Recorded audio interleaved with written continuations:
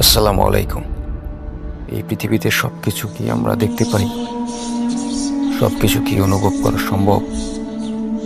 না, কারণ কিছু কিছু জিনিস শুধু অনুভব করা যায়, আর কিছু জিনিস আছে সেগুলো অনুভব করলেও ভয় পাওয়া ছাড়া কিছুই করার থাকে না।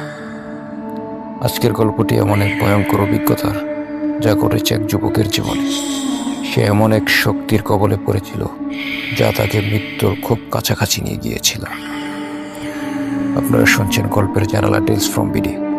আমি আর যে আশরাফুল, আর আজ আপনাদের শোনাবো এক সত্যিকারের ভয়ঙ্কর ঘটনা। ঘটনাটি ঘটেছে 2007 সালে চট্টগ্রামের বাঁশখালী থানার এক প্রত্যন্ত গ্রামে। কাহিনীর প্রধান চরিত্র মিজান। তখন তার বয়স মাত্র 19 বছর।